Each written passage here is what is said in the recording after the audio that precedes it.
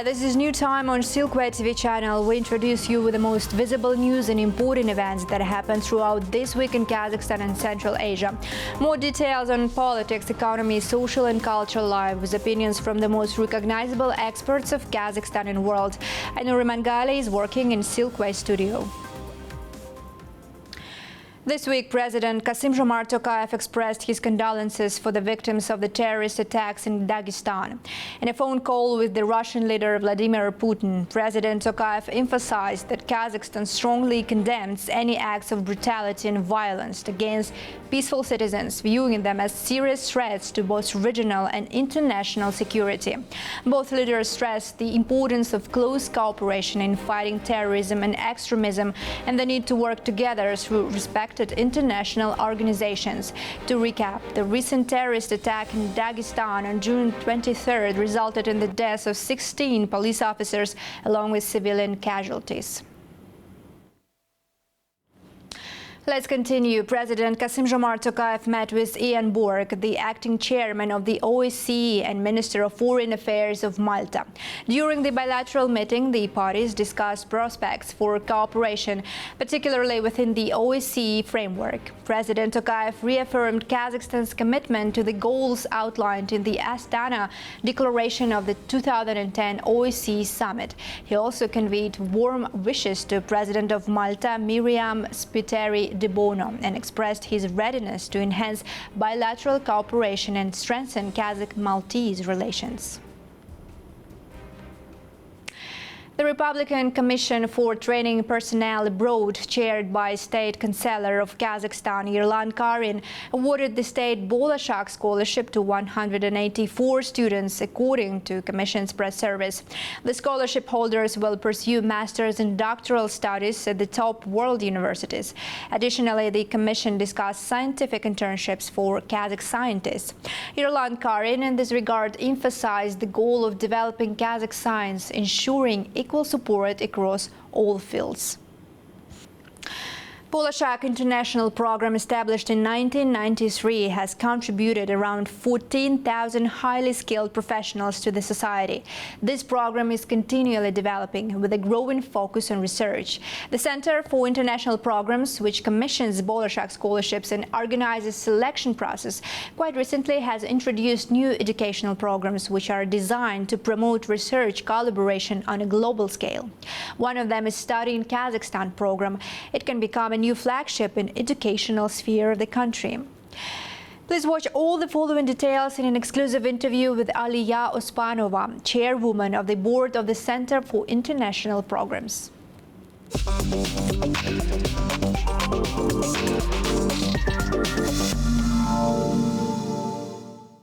Ms. Ospanova, thank you for joining us. It's a pleasure to have you here.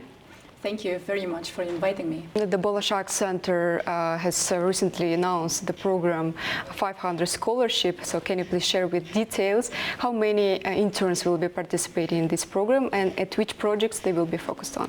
This program is quite popular since Kazakhstan is the only one country in the whole region which is paying so much attention to boost education, research and science. Why? Because if we say about research and science potential, that is absolutely impossible to move forward and to drive the research of any country without making these international cooperation bridges. In what areas they will be focused, this research? Basically, we have 9 areas, but we do not restrict. Our primary focus at the current moment is preparing and boosting technical and engineering profile students and medical professionals. But besides, we have more than 200 professions which are available within Bolashak and 500 visiting scholarship programs. And there has been an announcement of another program which is called Study in Kazakhstan. Tell about this. Also, how many international students are now studying in Kazakhstan, and in what areas do you think we can attract more students from all over the world? Study in Kazakhstan is one of the most significant projects and strategical areas which our Center for International Programs is currently focusing on. Since this year, we initiated a new strategy to grow the attraction to Kazakhstani universities and to focus on attracting international students. Actually, foreign direct investments are also very significantly measured by educational investment all over the world. Our country at the current moment has a huge potential. We have, as our very strong benefit, we have highly developed universities. We have number of double degree programs and branches of international universities which came here to Kazakhstan because they recognize our value of our higher education. Currently, we understand that we have a very winning geopolitical strategy in terms of education as well. A lot of neighboring countries are willing to come to Kazakhstan. Such as what kind of countries exactly? I may say all the countries which are bordering with Kazakhstan, and besides that we have an increasing count of students from Pakistan, from India, from Afghanistan, from Turkey. They are very willing to study in the country. We are preparing and delivering the programs, educational programs, which are very unique to the region, and they are not delivered anywhere in the neighboring countries other than us. So that gives us an absolute privilege to attract more and more international students, and of course to become the part of the important bricks in this investment bundle to the country. I see that the Bolshak already has an actual plan in terms of it, in terms of its development. And in one of your early interviews, you said that you are a transformer and you are also always invited to the places where required new changes and reforms. What about Bolshak? What key changes did you put into this organization? We initiated the new strategy for the program for the next 3 years, where we are including number one, the fully digital Bolshak system, where all of the Bolshak scholars alumni network would have a mobile application and the fully transparent process of how the Bolshak program works. Number two, we are focusing on our legal documents. Number three, is of course the changes in understanding and in the vision of the program. So what we want to do, we want to make Bolshak program more economic oriented, so that our program would prepare those professions which are absolutely in need of our country, those professions which are absent at the current moment of time. Let us sum up our interview. Kazakhstan is currently putting a lot of efforts in order to become a regional educational hub. What still country needs to implement in order to justify this thesis? We need more marketing. We understand and we acknowledge that currently Kazakhstan already became an educational hub. We have more than 100 universities which are in international rankings. They have their highly accredited programs. They have international double degree programs. We have more than 10 international branches of world's best universities on the territory of Republic of Kazakhstan, but unfortunately, our bordering countries and the rest of the world, they don't know about this. So I think that we need to pay more attention to marketing strategy and to delivering this message, of course. Thank you very much for your time. It's been a pleasure to talk to you. Thank you so much.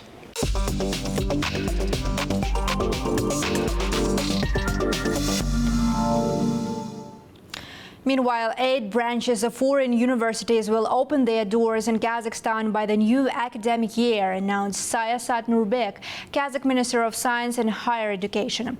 The minister highlighted that foreign university branches are a rapidly growing phenomenon in the field of transnational education. Since 2021, a total of 14 branches and strategic partnerships have been established.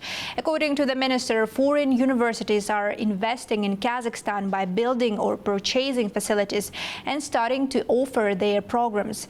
Previously, the head of state had instructed that at least 5 branches of foreign universities be opened in the country by 2025.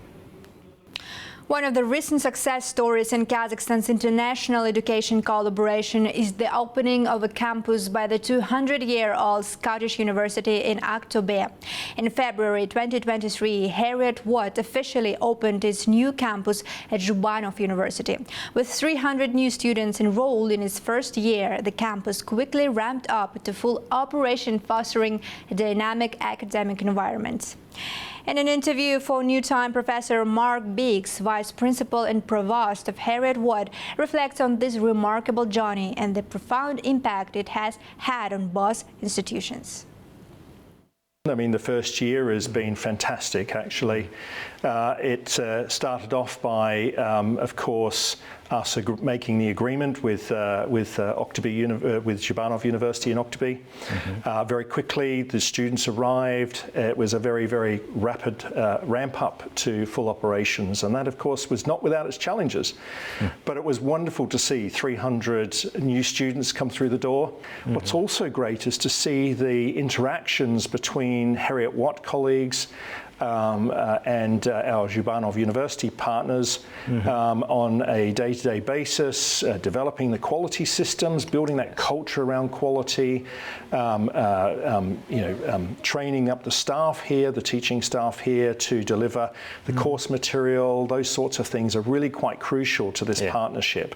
Now, Kazakhstan, of course, is a country that has huge ambition in terms of its people, in terms of its growth, its advancement and standing in the world, and that really resonated with us, and that came through in our interactions with the ministry, with the minister himself, and that really convinced us, I think, that Kazakhstan was a place that we really wanted to bring our educational offering. Based on the concept to find sustainable solutions in the energy sector, Kazakhstan proposed to create energy strategy for Shanghai Cooperation Organization in order to unify the strategy policies and find the new opportunities for points of growth, said Minister of Energy of Kazakhstan Almasadam Sadkaliyev in the exclusive interview to New Time. According to Kazakh minister, the idea and the base of this strategy is focused on collecting the internal opportunities and develop approaches related to key aspects of the cooperation. As followed, the SCO member states created integral documents which was preliminarily approved during the meeting of energy ministers in Astana. This document plans to be signed during the upcoming SCO summit in Astana next week. For this document, there are multiple projects considered to be jointly implemented within the roadmap of actions. At this moment, we discussing projects for construction new oil and gas magistral pipelines, project of interconnection of national grid. We talk about construction new big size, gigawatt size, renewable projects equipped with modern power storage technologies. We talk about big mutual projects for clean coal technologies, and there are a lot of opportunities which give us this strategy, and all exact projects we believe will be included in this roadmap. SCO summit will take place in Astana next week with the participation of the leaders of the country's members of organization. Prior to the summit, Silkway TV channel has started to broadcast series of jointly produced programs with China Global Television Network, CGTN. Now, I'm inviting you to watch a special studio segment, teleconference between Astana and Beijing on the SCO summit's agenda.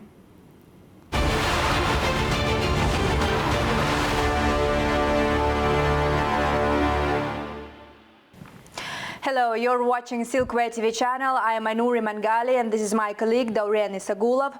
Welcome to this special teleconference between Silkway TV channel in Astana and China Global Television Network, CGTN, based in Beijing. Today we gather to discuss the highly anticipated 2024 summit of the Shanghai Cooperation Organization, set to take place in Astana on July 3rd and 4th. Under the theme Strengthening Multilateral Dialogue, Striving for Sustainable Peace and Development, this year's summit is poised to address key issues such as economic cooperation, regional security and digital transformation. And let me introduce you our guest today, Yersultan Jansiitov, head of the Chinese and Asian Studies program at Institute of World Economics and Politics. He's joined us today in Silkway studio. He's ready to share his expertise on the crucial issues of the upcoming summit of the SCO. Thank you, Yersultan, for joining us today. Thank you for inviting. And we're also joined by our colleagues from CGTN. Hello, colleagues. Great to have you with us today. Hello from Beijing, China. I am CGTN reporter Yang Chengxi.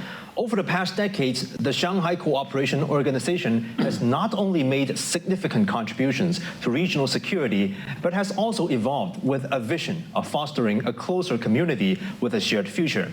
Its focus has broadened to encompass areas such as the digital economy, finance, free trade, transportation, and energy.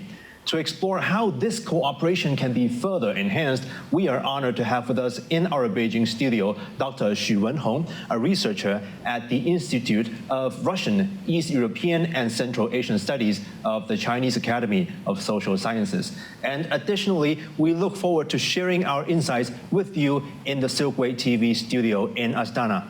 Thanks, colleagues. And let me start our discussion asking you, Mr. Jansiitov, about recent SCO foreign ministers meeting. In short, what was the main issues on the agenda? And based on that, what might we expect to see at the upcoming SCO head of states meeting? Thank you. Yeah, of course, the meeting was very important. We can say that the meeting was summing up the one-year work that was done within the SCO. More than 22 documents were signed. And the meeting was like the general preparation for the upcoming summit. As the General Secretary of SCO, Mr. Zhang Min, has noticed, more than 160 events were being held during this year. So I think that the year where Kazakhstan was leading the SCO, it was quite fruitful, and the main priorities for Kazakhstan was transportation, energy sector, and digital transformation. Also, one of the key interests of Kazakhstan is developing the cybersecurity sector. Mm-hmm.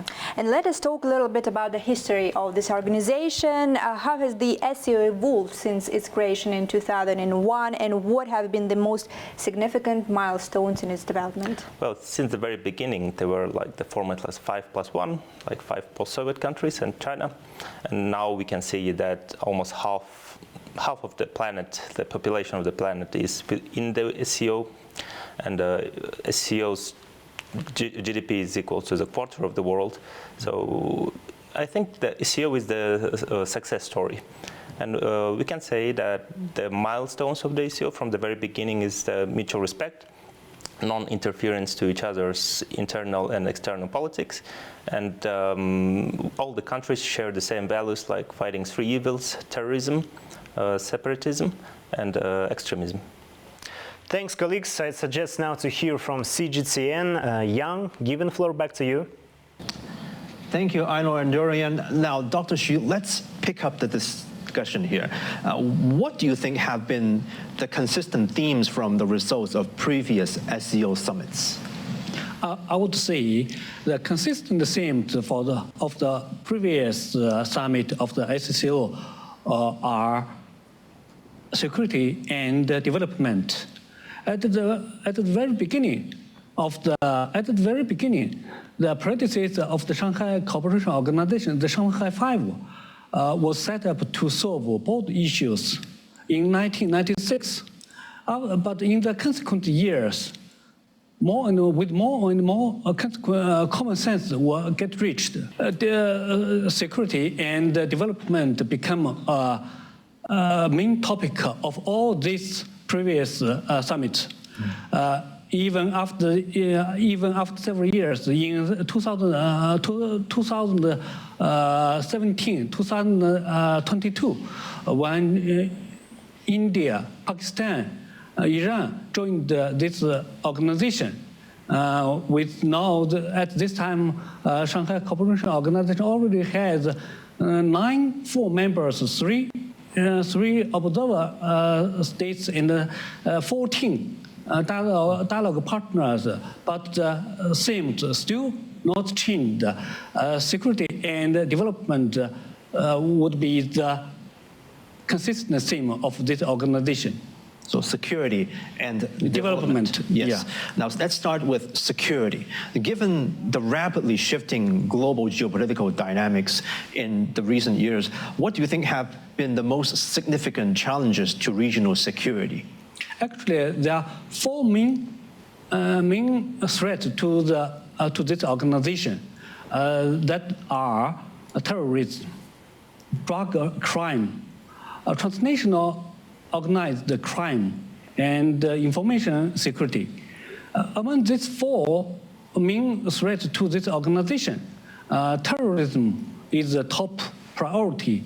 So at this time, among these 4 main threats to the Shanghai Cooperation Organization, works on counter-terrorism would be the top priority for Shanghai Cooperation Organization. Thank you very much for your analysis, Dr. Xu. Now, we'll come back to this later, but right now we have a question for Mr. Janzetov in the Astana studio as well. So we are curious to know how Kazakhstan sees its role in regional economic cooperation, especially leveraging the framework of the SCO. Thank you. Yeah, I would like to say that we see that the world is changing. As Mr. Xi Jinping has said many times, we see the change in the world that were not happening for 100 years. And now we see that the economic development is moving towards Asia more and more. And Kazakhstan is located exactly in the middle of Eurasian continent. So naturally, the circumstances and the economic agenda comes towards Kazakhstan as well, and we are in the middle of the development process. So the priorities for Kazakhstan, first of all, is transport connectivity. Like, given the fact that we are in the middle of the largest continent in the world, we need to be interconnected with everyone. The second is energy cooperation. Kazakhstan is strong in exporting energy resources, oil, gas, and uranium. And the third is, of course, one of the most important topics is digital transformation. Today we see that most of the processes are being digitalized. All the businesses are working faster and more efficient. And the other topic comes together with the digital transformation, the cybersecurity issue. So given all of that, it's not the whole complete list, of course, but that pretty much forms up the interests of Kazakhstan in SCO. Thank you. Yes, and I would like to continue on that. As a global player, SCO obviously is willing to expand its influence. Belarus probably will join the SCO this summer. So what other candidates come to your mind, and what would that mean for the SCO's future? Yeah, talking about the other candidates, I think strong candidates would be Saudi Arabia, Turkey, and other countries from the Gulf states like Qatar, or maybe United Arab Emirates. So we can see the strong interconnectedness of the economics here. China is the giant economy in Eurasia, in the whole world. It's the second largest economy, and it's natural that it consumes lots of energy. So the top priority for the Chinese side is energy security. And those countries like Saudi Arabia, Qatar, and other Gulf countries are really famous and strong in the energy sector, like exporting their energy resources. In that regard, there are initiatives in SCO, like Energy Hub, to developing this kind of initiatives. I think that benefits everyone, especially Kazakhstan, given our location. We're close to China, and Turkey. Turkish leader Mr. Erdogan, he was always showing big interest in joining SCO, being the part of this big family, of the Eurasian family. I think those countries would be like natural members of SCO in the future.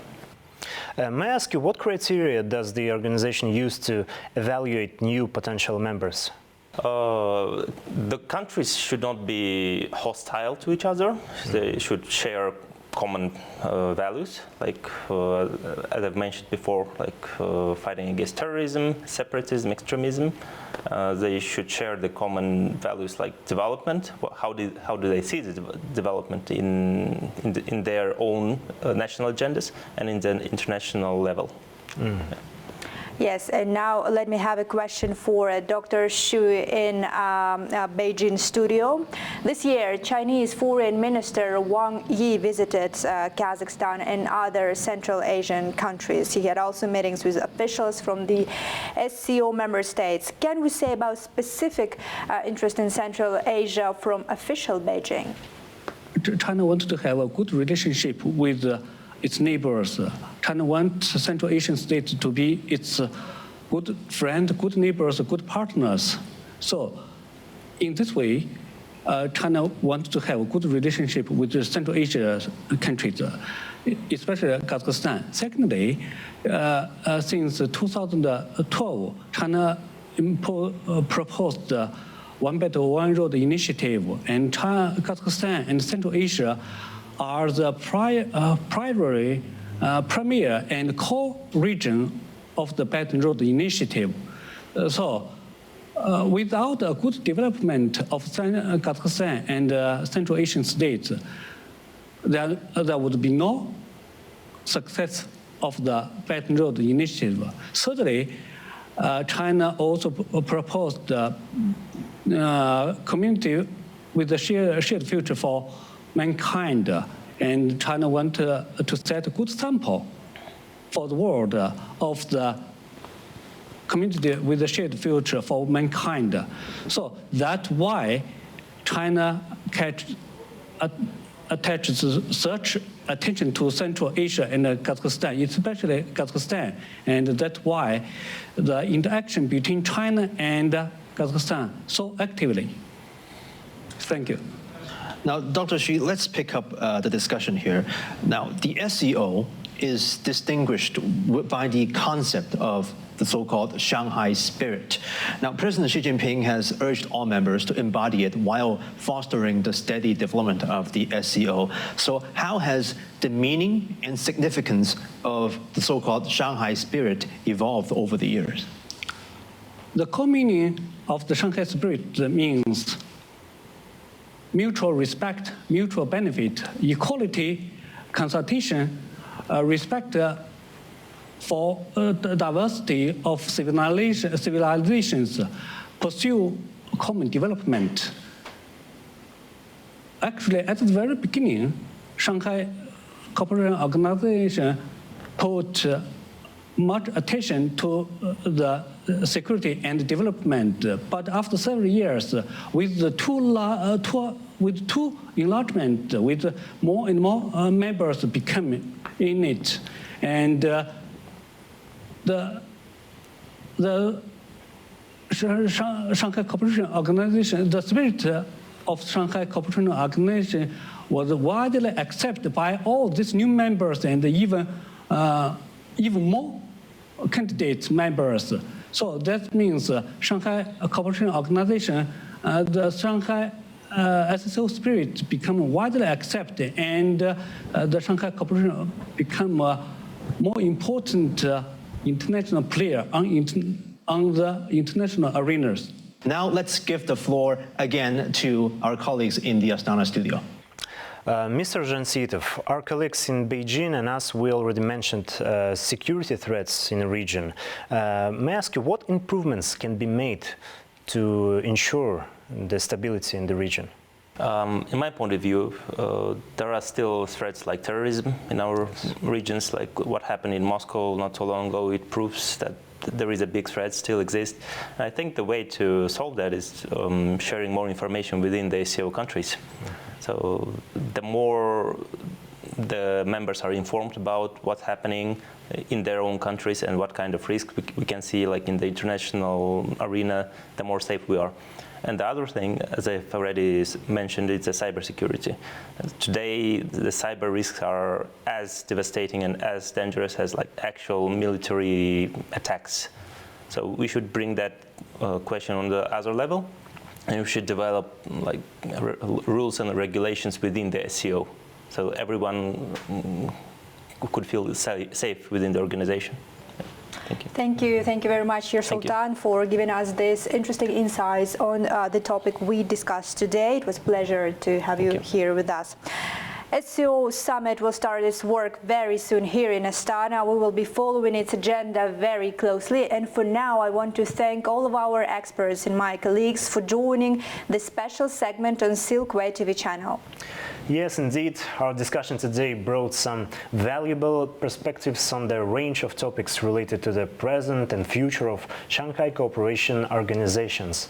Thank you very much, Jan and Dr. Sui, for your participation for this teleconference. It was a pleasure to talk to you. Thank you. Thank you, Einar Andurian and Mr. Zanzitov in the Astana studio, and thank you, Dr. Xu, for providing your insights. We've thoroughly enjoyed this discussion.